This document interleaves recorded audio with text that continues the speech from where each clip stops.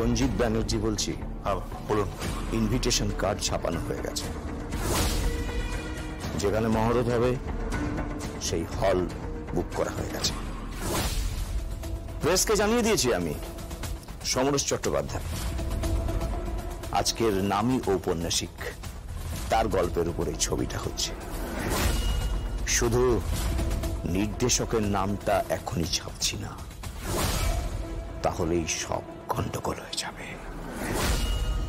শুভ মহরতের দিন একেবারে সকলের সামনে আমি অ্যাপিয়ার করব, তারপর দাঁড়িয়ে আমার সেই প্রিয় শব্দগুলো আমি বলবো। রোল ক্যামেরা, সাউন্ড, তারপরেই বলবো অ্যাকশন। আর সঙ্গে সঙ্গে সবাই দেখবে চিত্রনাট্য অনুযায়ী এই গল্পের নায়িকা মদ্যপ অবস্থায় তার হাতে রিভলভার তুলে নিয়েছে, তুলে নিয়ে গুলি করছে। শুনুন, একটা জিনিস খেয়াল রাখবেন, এই সিনটা কিন্তু উপন্যাসের শেষে আছে, আর আপনি শুভ মহরতের দিন এটা দিয়েই শুরু করছেন, মানে এই সিনটা দিয়েই শুরু করছেন আপনি মহরতের দিন। কেউ যেন সন্দেহ না করে, ওই কৌশিকী মুখার্জি, জগদ্ধাত্রী মুখার্জি, এরা যেন কোনোভাবে সন্দেহ না করে। দেখুন, ওদের কিন্তু সিক্স সেন্স ভীষণ প্রখর। করবে, গুলি করবে, চিত্রনাট্যের প্রয়োজনে সেই গুলিটা আসবে, আর তখনই আড়াল থেকে একটা গুলি চলবে, আর সেটা গিয়ে বিঁধবে জগদ্ধাত্রী মুখার্জির একদম টেম্পল রগে, মাথায় এফোর ওফোর করে দেবে। যে মাথায় সার্জারি হয়েছিল সেই মাথায় এবারে আর সার্জারি করতে পারবে না কোন surgeon,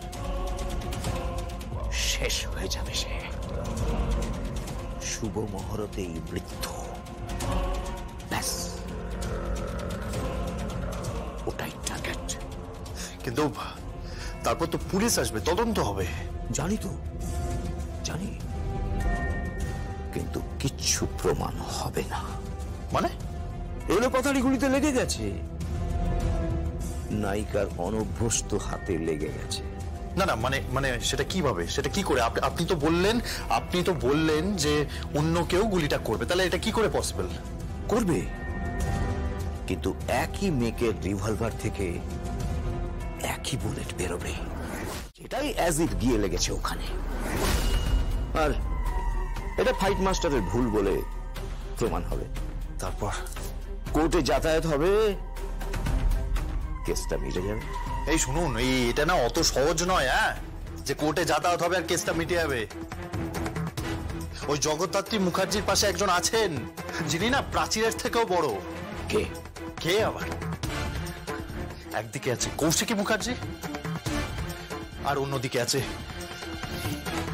Durga Mukherjee.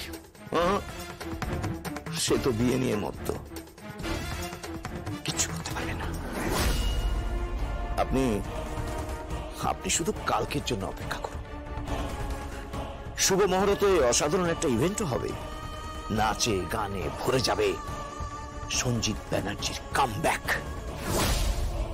He is back, Jagaddhatri Mukherjee, he is back. ইন্ডাস্ট্রিতে ব্যাক করছে সে, আর সেই সঙ্গে তোমার কাছেও। একটু বড় হলেই আমাদের হাতে হারমোনিয়াম ধরিয়ে দেওয়া হয় গান শেখার জন্য, পায়ে ঘুঙুর বেঁধে দেওয়া হয় নাচ শেখানোর জন্য, তাই তো? তো গড়পড়তা সব মেয়েরাই এইটুকু অন্তত জানে। সেই রবীন্দ্রসঙ্গীত শুনে মুগ্ধ হওয়ার তো কিছু নেই। আর তাছাড়া এরকম কয়েকটা লেখকের নাম, এতটুকু পড়াশোনা, সবাই জানে। গাদা গাদা পাত্রী রয়েছে বর্দি। শুধু দুর্গাকেই কেন পছন্দ হলো? কেন বিয়ে করতে চাইছে? ও তো একটা অনাথ আশ্রমে বড় হয়েছে, ভাষার জ্ঞান নেই, চাল চলনের ঠিক নেই, তাকে বিয়ে করতে চাইছে শুধু মুখ দেখে? না বর্দি না, পয়সার জন্য বিয়ে করছে। মেহেন্দি, তুমি আমার বৌমাকে এভাবে চোখ রাঙাতে পারো না কৌশিকী। তাহলে তোমার বৌমাকে বিহেভিয়ারটা ঠিক করতে বলো। দুর্গাকে কিন্তু কোনো রকম ভাবে আঘাত করা চলবে না। আমি আঘাত করছি না বর্দি, আমি ওকে কোনোভাবেই আঘাত করছি না। আমি সত্যি কথাটা বলছি, সত্যিটা জানাচ্ছি। ওর মধ্যে কি যোগ্যতা আছে আপনিই বলুন না, কি যোগ্যতা রয়েছে? ঋষভের মতন একটা এত কোয়ালিফাইড ছেলে ওকে কেন পছন্দ করছে, কেন বিয়ে করতে চাইছে? টাকার জন্য, পয়সার জন্য, স্ট্যাটাসের জন্য। আমাদের বাড়ির, মুখার্জি বাড়ির ছায়া দুর্গার উপরে রয়েছে, দ্যাটস ইট। এই কারণটার জন্য, নইলে না ওর মতো মেয়ের দিকে কেউ ঘুরেও তাকাতো না। এই ফুলটুসি, একদম বাড়াবাড়ি করিস না, বাড়াবাড়ি করিস না কিন্তু বলে দিলাম।